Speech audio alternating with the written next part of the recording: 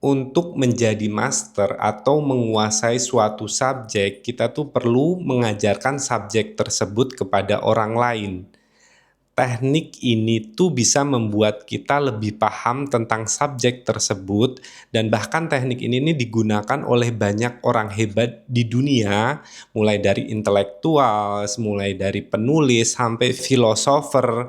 Mereka tuh menggunakan teknik mengajar untuk memahami suatu subjek dan menjadi master di bidang mereka masing-masing. Dan kita bisa menggunakan teknik ini untuk bisa mengembangkan skill kita atau bahkan menjadi master atau menguasai suatu subjek di bidang-bidang yang kita inginkan. Hai, gue Harry. Hari ini kita akan bahas tentang bagaimana mengajarkan ke orang lain tentang subjek tersebut akan membuat kita tuh menjadi lebih paham atau bahkan menguasai atau menjadi master di subjek tersebut. Seringnya ketika kita diharuskan mengajarkan suatu subjek kepada orang lain, di situ baru kita sadar bahwa ternyata kita tuh nggak sepaham itu tentang subjek tersebut. Itulah kenapa biasanya saat kita mencoba menerangkan suatu subjek kepada orang lain, suatu materi atau topik kepada orang lain, kita tuh biasanya akan kehilangan kata-kata dan bingung menerangkan subjek tersebut kepada orang tersebut, karena bisa dibilang kita tuh nggak bisa dibilang menguasai subjek tersebut kalau kita tuh belum bisa menerangkan subjek tersebut dalam bahasa yang sesimpel mungkin, dalam bahasa yang gampang dimengerti orang lain. Kita seringnya tuh beranggapan bahwa kita tuh menguasai subjek tersebut, tapi pada kenyataannya saat kita dipaksa atau diharuskan untuk mengajarkan suatu topik, ya kita kehilangan kata-kata, seringnya kita nge-freeze dan bingung mau menerangkan apa. Alhasil apa? Biasanya kita bersembunyi di jargon-jargon atau di kalimat-kalimat yang advance atau technical terms atau bahasa-bahasa yang rumit untuk menjelaskan kepada orang tersebut. Selain karena kita menutupi diri kita supaya kita nggak bisa di bidang tersebut, itu juga adalah mekanisme kita supaya kita tuh nggak ngerasa kalau kita tuh nggak menguasai bidang tersebut atau kita tuh bisa dibilang kurang paham tentang bidang tersebut. Teknik ini tuh diperkenalkan oleh Richard Feynman. Richard Feynman ini adalah salah satu orang terpintar di masanya dalam bidang fisika. Dia mendapatkan Nobel Prize pada tahun 1965 karena kontribusinya di bidang kuantum elektrodinamik. Tapi selain dia menjadi salah satu orang terpintar di bidang fisika itu tadi, karena berkontribusi di kuantum elektrodinamik itu tadi, dia juga terkenal karena dia tuh bisa menjelaskan suatu materi, suatu subjek yang kompleks, tapi menjelaskannya itu secara simple dan buat orang tuh mudah memahami tentang subjek tersebut. Jadi bisa dibilang materi atau subjek fisika yang sangat susah dicerna oleh orang, tapi dia tuh kalau si Feynman itu tadi menerangkan kepada orang lain itu akan cenderung memahami materi tersebut karena dia itu bisa memotong materi tersebut, menghilangkan kompleksitasnya dan menyampaikannya dalam bentuk yang sederhana yang dapat dipahami oleh orang awam. Dia menggunakan teknik ini sepanjang karirnya dan akhirnya teknik ini nih karena sangat terkenalnya dinamakan Feynman teknik.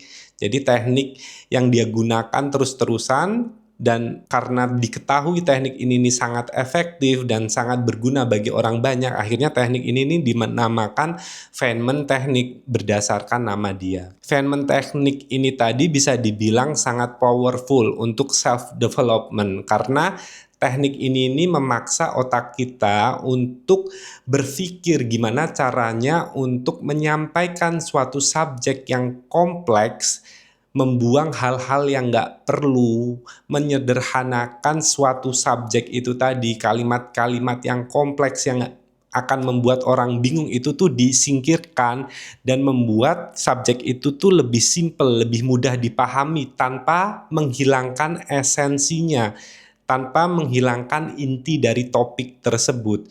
Itulah yang akhirnya membuat teknik ini nih sangat terkenal, karena teknik ini nih bisa menghilangkan kompleksitas dari suatu subjek, memaksa otak kita untuk berpikir gimana caranya kita tuh bisa menyampaikan suatu materi atau subjek itu sesimpel mungkin, tapi tidak menghilangkan dari esensi atau poin dari subjek itu tadi. Dan karena subjek itu tadi tidak menghilangkan esensinya, hal ini tuh membuat orang awam dalam bidang tersebut tuh bisa mengerti tentang subjek tersebut, bisa memahami subjek tersebut tanpa harus melalui pembahasan yang kompleks, tanpa harus melalui pembelajaran yang kompleks yang kebanyakan orang lakukan untuk menguasai subjek tersebut. Teknik Feynman ini tuh sebenarnya sangat simpel, caranya itu sangat mudah dilakukan, tapi prosesnya bukan berarti mudah.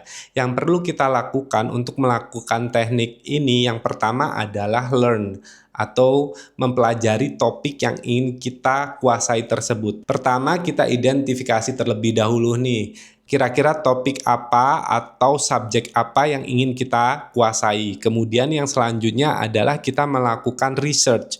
Kita cari materi dari berbagai sumber, dari berbagai angle. Kita kumpulkan semua materi tentang topik tersebut.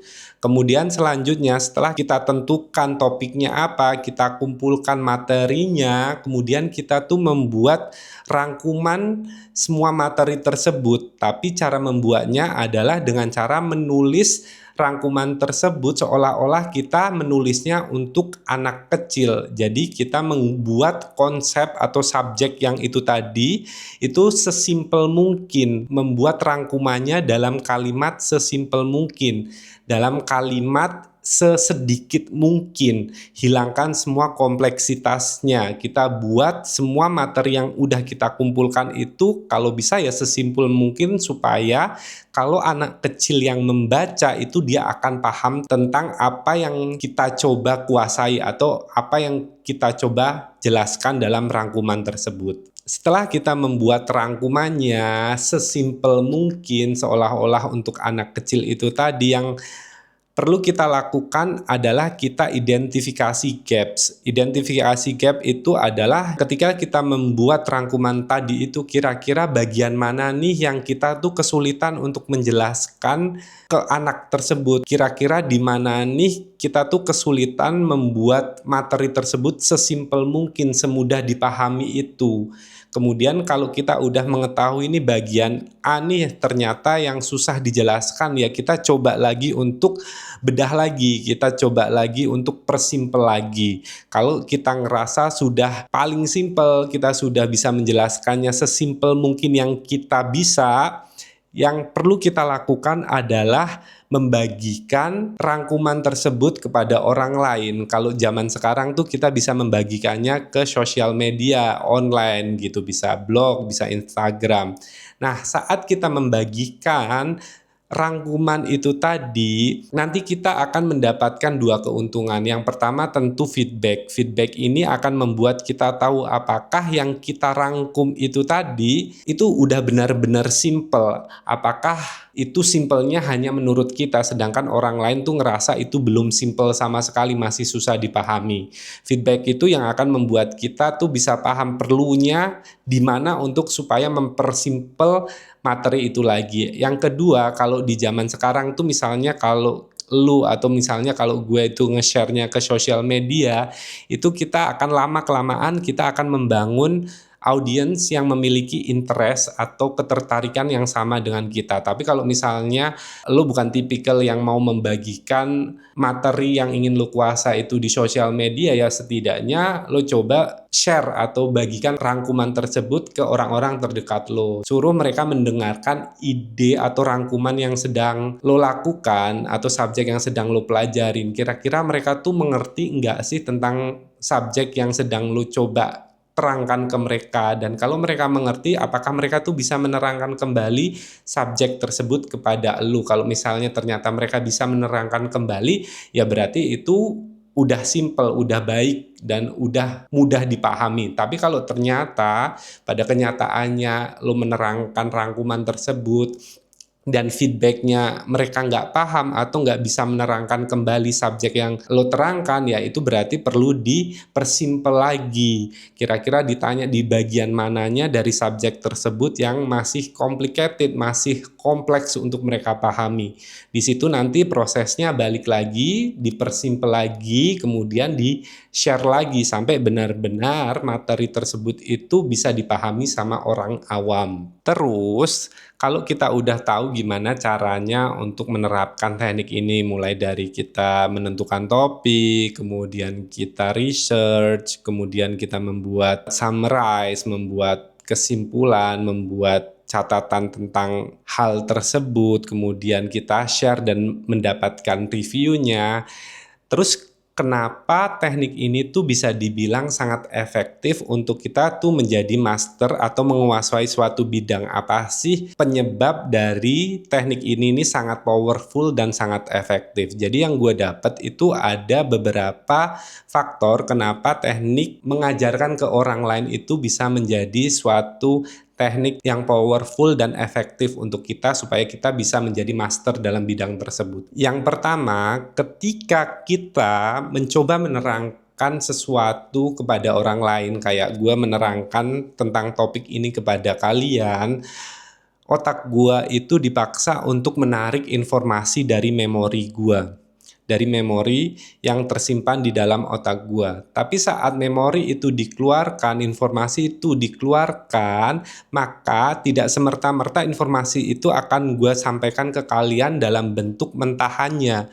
Gua harus memproses informasi tersebut, mengarrange, mengatur, kemudian merangkainya untuk menjadi kalimat yang bisa kalian pahami, bisa orang lain pahami. Nggak cuma tentang gue yang paham, tapi bagaimana cara gue berpikir untuk supaya kalimat yang gue keluarkan itu dapat dipahami orang tersebut tanpa menghilangkan esensi dari subjek tersebut. Itu adalah faktor yang pertama. Otak kita tuh dipaksa untuk mengeluarkan informasi dan mengatur informasi itu untuk dipresentasikan kepada audiens, kepada kalian. Saat hal ini dilakukan secara terus-menerus, maka nanti akhirnya akan membuat otak kita itu lebih memiliki retensi ingatan jangka panjang yang lebih baik karena neural pathway-nya itu diimprove terus-terusan. Jadi saat kita tarik informasi kita arrange, kita presentasikan terus-menerus, ya akhirnya membuat otak kita tuh terus bekerja keras gimana caranya supaya informasi itu lebih baik dipresentasikannya kepada orang lain, dan itu akan membuat retensi memori jangka panjang kita tuh lebih baik ke depannya. Kemudian yang selanjutnya, kenapa teknik ini bisa sangat efektif untuk kita menguasai suatu bidang? Karena saat kita mencoba menerangkan ke orang lain, mengajarkan ke orang lain, kita itu dipaksa untuk memikirkan apa yang sedang kita pikirkan. Misalnya gue ingin menjelaskan suatu subjek. Saat gue diharuskan untuk mengajar suatu subjek tersebut, maka gue berpikir tentang subjek tersebut. Tapi balik lagi itu tadi, saat kita berpikir tentang subjek tersebut nggak selesai di situ. Gue harus berpikir gimana caranya subjek tersebut itu bisa dianalisa. Gimana caranya gue itu mengolah informasi atau subjek tersebut dan mempresentasikannya itu dengan lebih baik lagi. Karena saat gue berpikir tentang subjek tersebut, gue harus berpikir lagi gimana caranya si subjek tersebut itu dipresentasikannya dengan baik, gimana mengurangi kompleksitasnya, gimana supaya lebih simple, gimana caranya supaya audiens itu lebih paham tentang subjek tersebut, kemudian bagian mana yang sudah nggak up to date, mana yang masih up to date, itu tuh semuanya itu dianalisa, dipilah-pilah tuh di saat kita harus menerangkan subjek itu kepada orang lain. Saat kita nggak diminta menerangkan suatu subjek tersebut, biasanya kita nggak akan mendapatkan updatean ilmu tersebut karena kita ya udah memorinya, informasinya akan tersimpan di dalam. Tapi saat kita mencoba menerangkan kepada orang lain tentang subjek tersebut, maka kita harus menganalisa tentang informasi yang ingin kita keluarkan. Kemudian, faktor yang terakhir kenapa mengajarkan kepada orang lain ini sangat efektif, itu karena kita tuh ada rasa tanggung jawab. Saat kita diminta untuk mengajarkan suatu materi kepada orang lain, otak kita tuh mengolah informasi itu berbeda dengan saat kita nggak harus mengajarkan kepada orang lain. Jadi ada rasa tanggung jawab, ada pressure-nya. Saat ada pressure itu akhirnya membuat otak kita itu bekerja lebih keras, lebih fokus, dan memilah informasi itu lebih teliti. Itu adalah faktor terakhir kenapa ketika kita diminta untuk mengajarkan suatu subjek secara langsung atau tidak langsung, tiba-tiba otak kita itu akan bekerja lebih baik lagi, lebih keras lagi. Gimana caranya dia mengolah informasi supaya mempresentasikannya kepada orang lain itu jadi gampang dipahami. Tentu kita harus mencoba untuk mengubah informasi itu tadi, yang kompleks itu tadi, menjadi bagian-bagian yang lebih simpel dan lebih mudah dipahami orang lain. Kita perlu ingat bahwa sebenarnya orang yang paling banyak belajar di dalam suatu kelas, ruang kelas, itu bukan muridnya, tapi orang yang paling banyak belajar di dalam satu kelas itu adalah gurunya, karena guru tuh harus mempresentasikan suatu informasi, mengupdate suatu informasi. Belum lagi saat ada murid yang mempertanyakan tentang informasi tersebut, maka guru tersebut harus memutar otaknya untuk menyampaikan atau mencoba menjawab pertanyaan tersebut. Kadang-kadang ada pertanyaan yang di luar kemampuan guru tersebut, akhirnya guru tersebut akan mengupdate ilmunya supaya nanti kalau ada yang tanya lagi nggak bingung. Jadi intinya dalam suatu kelas tuh sebenarnya yang paling banyak belajar itu adalah gurunya dibanding murid-muridnya. Jadi sebenarnya untuk menguasai satu bidang atau menjadi master di satu bidang itu bukan gimana cara kita mendapatkan informasi dan menyimpan informasi atau ilmu tersebut. Menjadi master itu ketika atau menguasai suatu bidang itu ketika kita bisa mengolah informasi tersebut, ilmu yang kita dapatkan, kita keluarkan, kita presentasikan kepada orang lain, kita ajarkan kepada orang lain, dan orang tersebut itu bisa memahaminya. Biasanya itulah ketika kita bisa dibilang menguasai suatu topik atau subjek tersebut atau menjadi master di bidang tersebut. Oke, semoga berguna. Terima kasih sudah menonton. Jangan lupa share ke teman atau saudara, keluarga yang kalian yang membutuhkan video ini. Jangan lupa like and subscribe and see you in the next video. Bye guys.